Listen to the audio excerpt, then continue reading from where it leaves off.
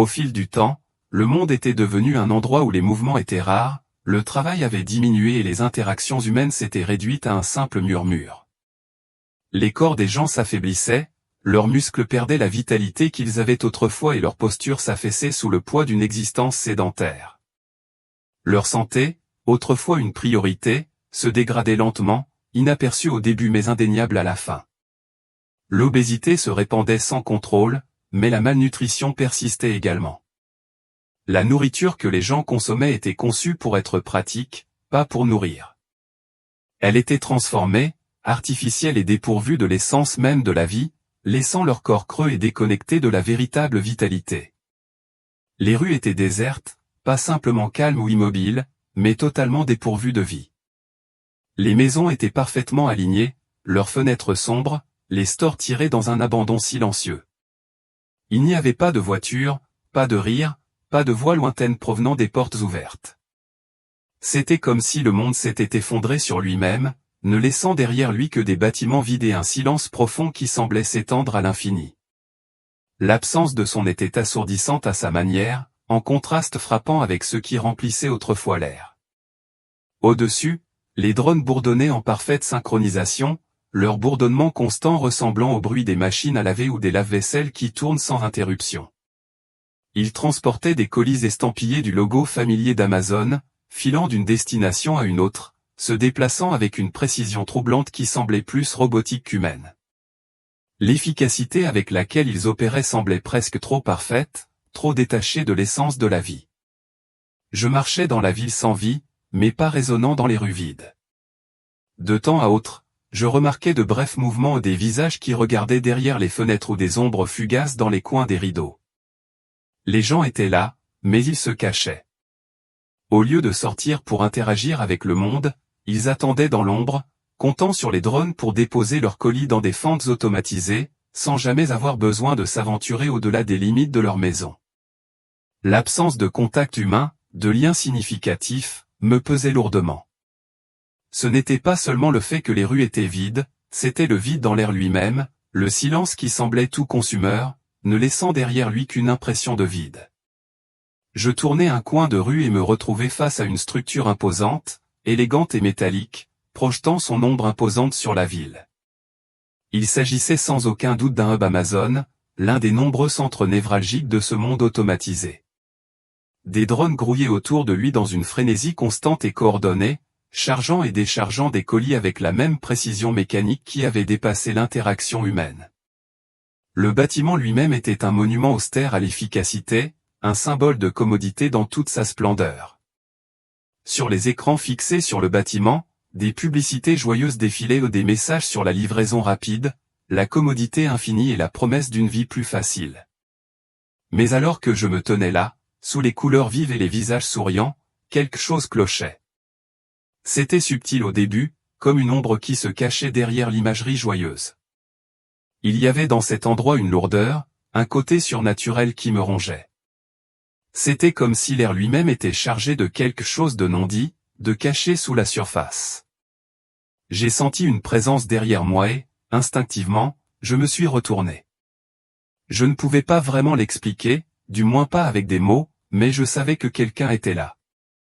Ce n'était pas à cause de ce que je voyais ou entendais, c'était plutôt le changement d'atmosphère, la façon dont tout autour de moi semblait vibrer d'une tension silencieuse, mais palpable. Le silence semblait chargé de sens que je ne pouvais pas saisir pleinement. Il me pressait contre la poitrine, me remplissant d'un mélange accablant de tristesse et d'un besoin urgent de comprendre.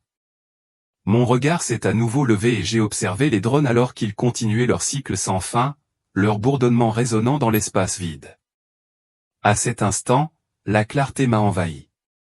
Ce n'était pas seulement un monde construit sur la commodité, c'était un monde qui avait oublié ce que signifiait vivre.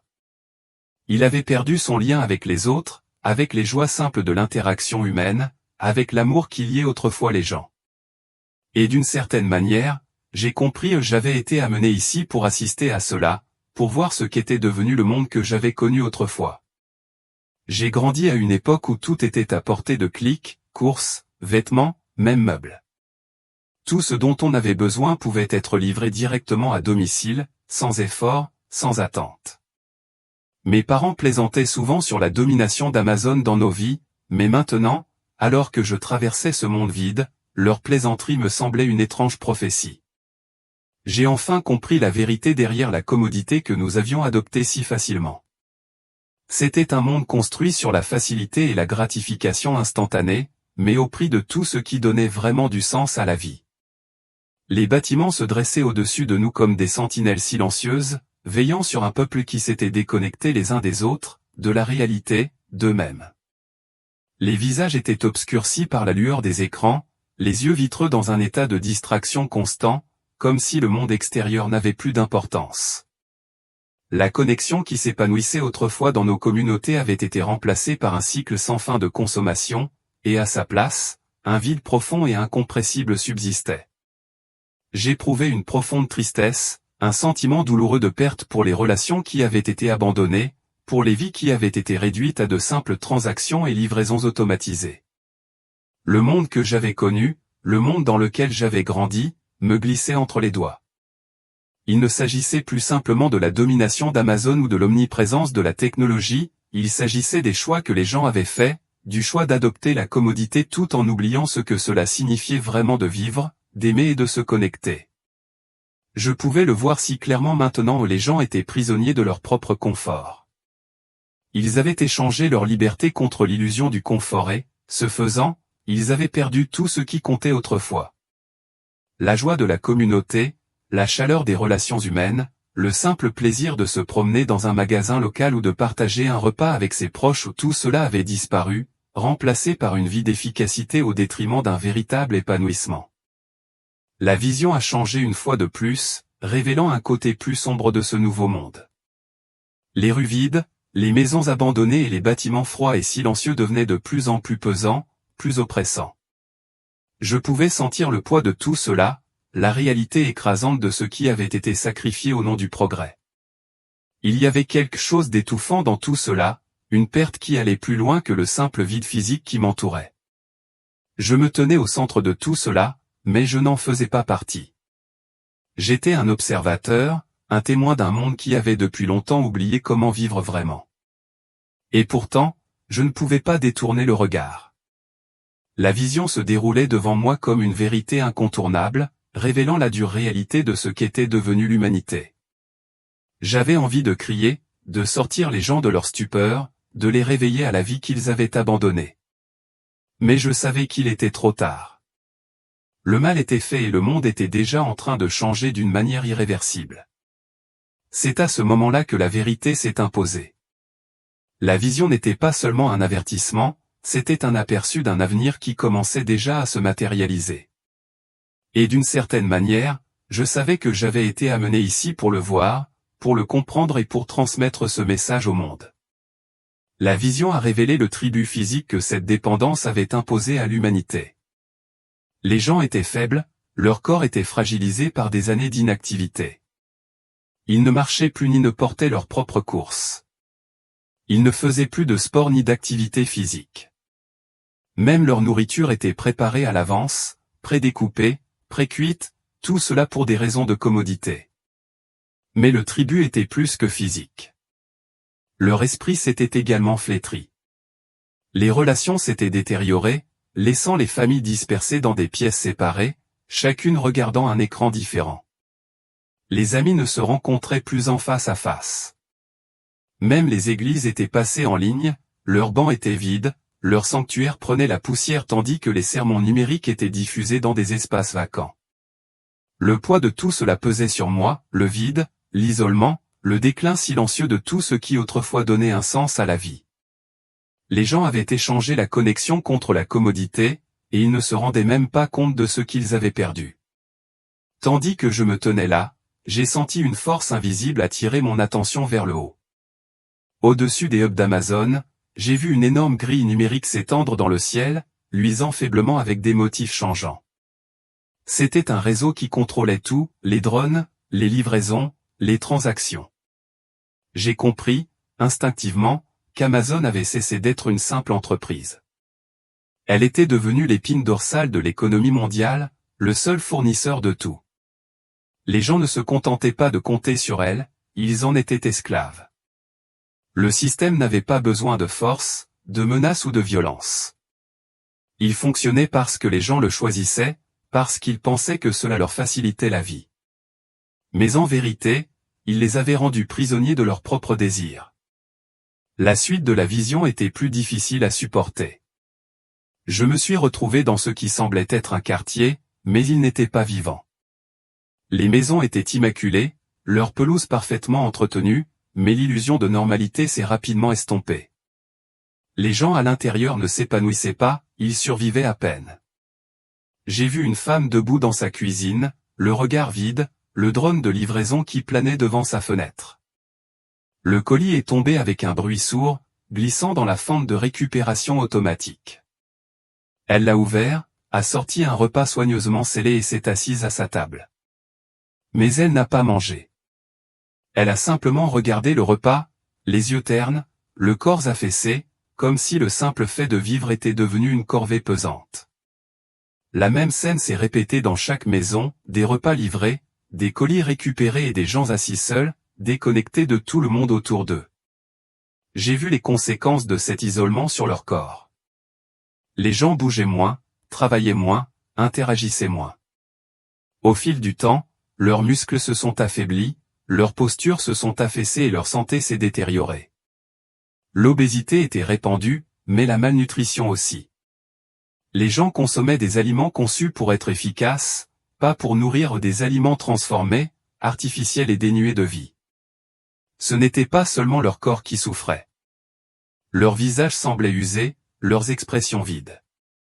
Ils n'étaient pas seulement isolés des autres, ils étaient isolés d'eux-mêmes. Puis, je les ressentis le poids émotionnel de leur vie. La solitude flottait dans l'air comme un épais brouillard, étouffant tout. Les gens se parlaient rarement, même chez eux. Les familles étaient divisées, chaque membre se retirant dans son coin avec son propre écran. Les amis n'étaient plus que des profils numériques, leur voix réduite à du texte sur un écran lumineux. J'ai vu un adolescent assis dans sa chambre, entouré de paquets non ouverts. Ses étagères étaient remplies de gadgets et son placard débordait de vêtements neufs, mais il n'était pas heureux. Il n'était même pas satisfait. Il fixait son écran, faisant défiler les pages sans but, à la recherche de quelque chose qu'il ne pouvait pas nommer mais dont il avait désespérément besoin. Ce n'était pas seulement lui ou ce n'était pas une anomalie. C'était la nouvelle norme. Mais le plus dévastateur de cette vision, c'était le coût spirituel. Les gens avaient cessé de chercher un sens à leur vie. Ils ne priaient plus, ne se rassemblaient plus pour prier, ne cherchaient plus rien d'autre que ce qui leur était livré à domicile. Les églises avaient été abandonnées, leur sanctuaire autrefois vibrant était désormais froid et silencieux. Même la foi avait été réduite à un service à la demande, dépouillée de son pouvoir et de sa communauté. Le culte n'était plus partagé, il était devenu juste un autre produit à consommer, comme tout le reste. Ce n'était pas que les gens avaient complètement perdu la foi, ils ne savaient simplement plus qu'ils en avaient besoin.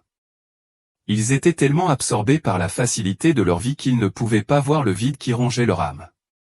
Alors que je me tenais au milieu de ce monde brisé, j'ai ressenti le poids de ce dont j'étais témoin. Ce n'était pas seulement un récit édifiant, c'était un aperçu de la direction que nous prenions. Les gens n'étaient pas contraints à cet isolement, ils l'avaient choisi. Ils ont accueilli avec plaisir les drones, les livraisons, la commodité incessante.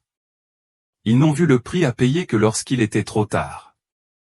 Je me suis tourné vers l'imposante plateforme Amazon au loin, son logo lumineux traversant l'obscurité comme un phare. C'était plus qu'un simple bâtiment, c'était un monument à tout ce que l'humanité avait sacrifié, la connexion, la communauté, l'amour et la foi. Une douleur profonde s'est installée dans ma poitrine, pas seulement pour les gens que je voyais, mais pour moi-même. J'ai réalisé à quel point ce monde avait déjà pris racine, à quel point j'en avais déjà embrassé une partie. La vision a changé, m'éloignant des quartiers calmes et des villes sans vie. J'ai été attiré vers quelque chose d'énorme et d'écrasant, une structure qui semblait toucher le ciel. Ce n'était pas seulement un bâtiment, c'était une forteresse. La plateforme Amazon se dressait devant moi, ses murs argentés reflétant la faible lueur des drones bourdonnant comme des insectes. Le logo était partout, illuminé d'une douce lumière bleue, projetant une lueur stérile sur le monde en dessous. Ce n'était pas seulement un centre de livraison, c'était le cœur du système. J'ai vu la portée de la plateforme s'étendre au-delà de ce que je pensais possible. Il ne s'agissait pas seulement de livrer des colis, il contrôlait tout, la nourriture, l'eau, les médicaments, les vêtements, et même l'énergie circulait sur son réseau. Le monde entier en dépendait. Les nations ne fonctionnaient plus de manière indépendante, mais en tandem avec Amazon et sa technologie. Les gouvernements cédaient le pouvoir, faisant confiance aux algorithmes de l'entreprise pour allouer les ressources et maintenir l'ordre. On m'a montré des entrepôts tentaculaires qui s'étendaient sur des kilomètres, chacun rempli de marchandises en attente d'être expédiées. L'efficacité était hypnotisante, mais en dessous, j'ai ressenti un poids étouffant. Ce n'était pas un progrès, c'était du contrôle. J'ai vu des gens faire la queue devant des centres plus petits, en attendant leur livraison. Chacun portait un appareil élégant, qu'il scannait pour vérifier son identité et accéder à ses comptes. Au début, cela semblait inoffensif, juste un niveau de commodité supplémentaire. Mais ensuite, les appareils ont été remplacés par autre chose, un petit implant implanté dans la main droite ou le front. Ce n'était pas une contrainte, c'était commercialisé comme la prochaine étape vers une vie sans faille. Plus de téléphone à perdre ou d'appareil à casser. Avec l'implant, tout ce dont vous aviez besoin était. La carte d'identité, le compte bancaire et les antécédents médicaux étaient toujours avec vous. L'implant est devenu obligatoire. Sans lui, les gens ne pouvaient pas accéder à leur compte, commander de la nourriture ou même entrer chez eux. J'ai vu ceux qui résistaient être refoulés, privés de l'accès aux besoins de base. Ce n'était pas violent, il n'y avait pas de soldats pour forcer le respect. Le système n'avait pas besoin d'eux. Les gens obéissaient parce qu'ils pensaient qu'ils n'avaient pas le choix. Ils avaient besoin des livraisons pour survivre. On m'a montré comment le système divisait encore plus les gens. Les communautés se sont dissoutes car tous les besoins étaient satisfaits par la livraison. Les gens n'avaient plus besoin les uns des autres. Ils ne partageaient pas les repas, les ressources ou même les conversations. Le système a prospéré grâce à cette déconnexion. Plus les gens s'isolaient, plus ils en dépendaient. Les relations se sont estompées, les familles se sont disloquées et la société dans son ensemble s'est affaiblie. Et à mesure que les gens s'affaiblissaient, le système se renforçait. Puis j'ai vu le point culminant de tout cela. Les hubs d'Amazon n'étaient pas seulement des centres de livraison, ils étaient des nœuds dans un réseau mondial. Chaque hub alimentait un système central qui surveillait et contrôlait chaque transaction, chaque mouvement, chaque décision. L'emblème du réseau ou une version modifiée du logo d'Amazon est devenu un symbole mondial. Il était affiché sur les bâtiments, les écrans et même sur les vêtements. Les gens le portaient fièrement, persuadés qu'il représentait le progrès et l'unité. Mais pour moi, c'était une marque, un signe distinctif, un rappel constant de qui détenait réellement le pouvoir.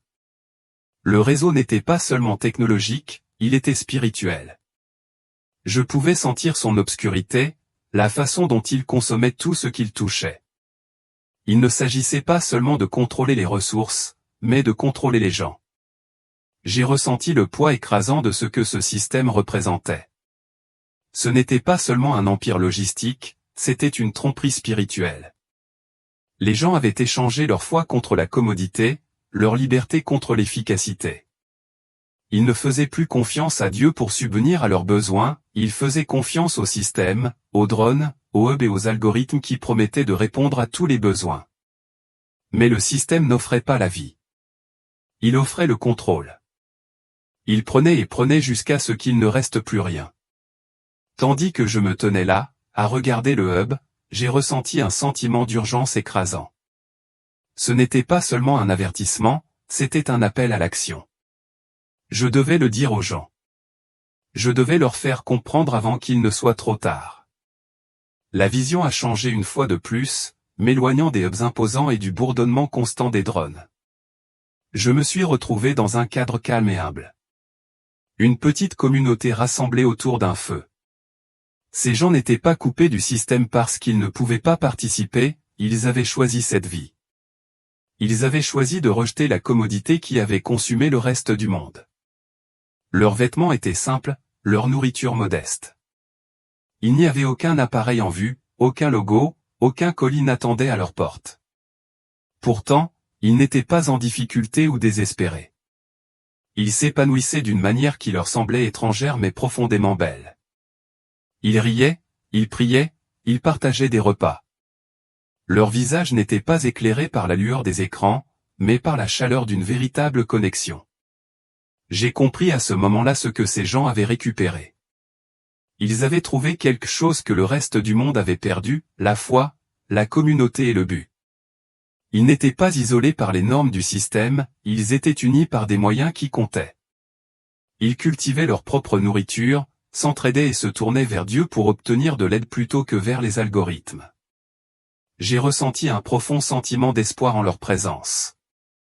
Ce n'était pas facile pour eux, mais cela en valait la peine. Ils avaient sacrifié la commodité, mais ce faisant, ils avaient tout gagné. Puis, on m'a montré le contraste. Le monde extérieur à leur communauté était sombre. Les gens étaient devenus prisonniers de leur propre maison, dépendant des livraisons pour survivre. Ils ne connaissaient plus leurs voisins, leur famille, ni même eux-mêmes. Leur dépendance au système les avait laissés vides, incapables de se connecter à Dieu ou les uns aux autres.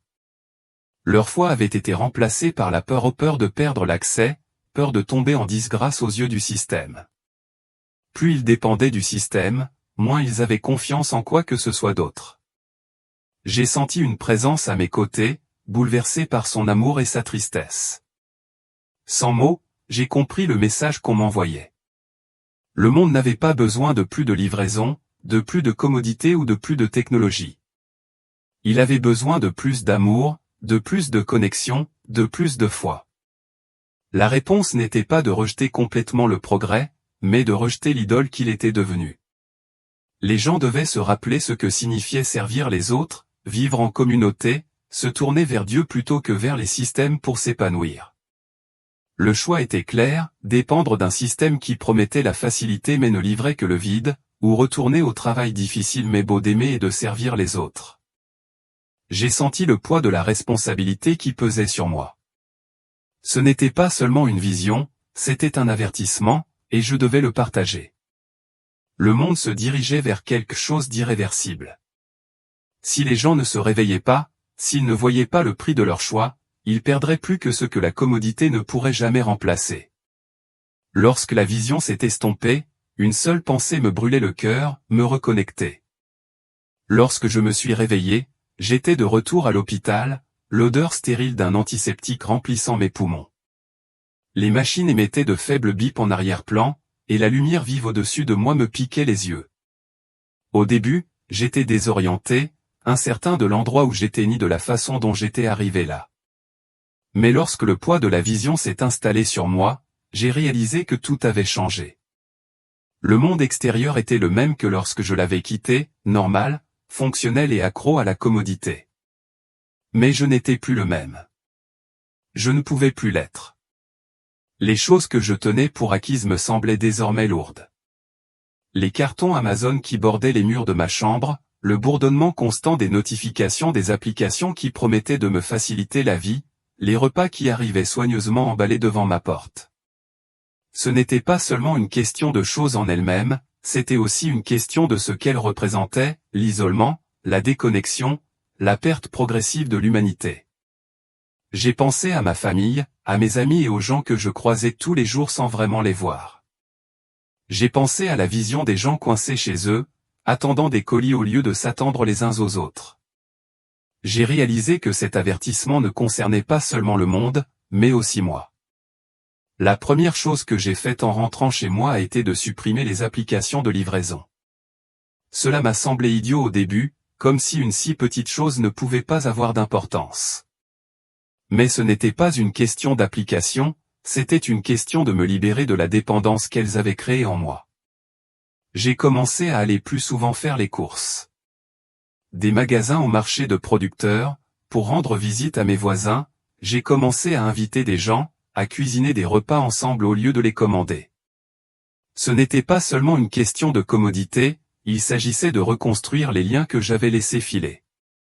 J'ai commencé à remarquer des choses que je n'avais pas remarquées auparavant, la façon dont le visage d'un ami s'illuminait lorsque je l'écoutais vraiment, le réconfort de partager un repas à la même table, la chaleur d'une étreinte après une longue conversation.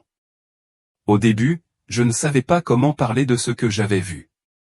Comment dire aux gens que leur façon de vivre, la façon dont nous vivons tous, n'est pas seulement malsaine mais aussi spirituellement dangereuse. Mais l'urgence brûlait en moi. Je devais essayer. J'ai commencé petit à petit, en partageant la vision avec des amis proches et de la famille. Certains d'entre eux ont hoché la tête, comprenant immédiatement. D'autres ont ri, en prenant cela pour un rêve étrange ou une réaction excessive. Pourtant, j'ai continué. J'ai commencé à parler à de petits groupes lors d'événements communautaires et même à mon église. J'ai parlé de ce que j'avais vu, l'isolement, la dépendance, le vide spirituel et le besoin urgent de renouer des liens. Cette vision n'était pas seulement un avertissement, c'était un appel à l'action. Il ne suffisait pas de rejeter le système, il fallait construire quelque chose de mieux. J'ai commencé à faire du bénévolat dans des refuges et des centres communautaires locaux, des lieux où les gens se réunissaient non pas pour des raisons pratiques, mais pour l'amour et le soutien. J'organisais des rassemblements, réunissant des voisins pour des repas et des conversations. Je me suis tourné vers ma foi comme je ne l'avais jamais fait auparavant. J'ai prié non seulement pour moi-même, mais pour le monde, pour avoir la force de résister à l'attrait de la commodité, pour avoir la sagesse de voir ce qui compte vraiment et pour avoir le courage de vivre différemment. S'il y a une chose que j'ai apprise de cette expérience, c'est que nous n'avons pas besoin d'attendre que le système s'effondre pour changer. Nous pouvons commencer maintenant. Nous pouvons choisir de nous reconnecter, de reconstruire les relations et les communautés que nous avons perdues.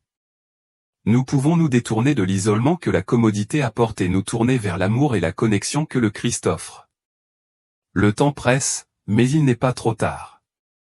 Quand je regarde le monde aujourd'hui, je vois encore les drones, les camions de livraison, les écrans lumineux, mais je vois aussi autre chose, l'espoir.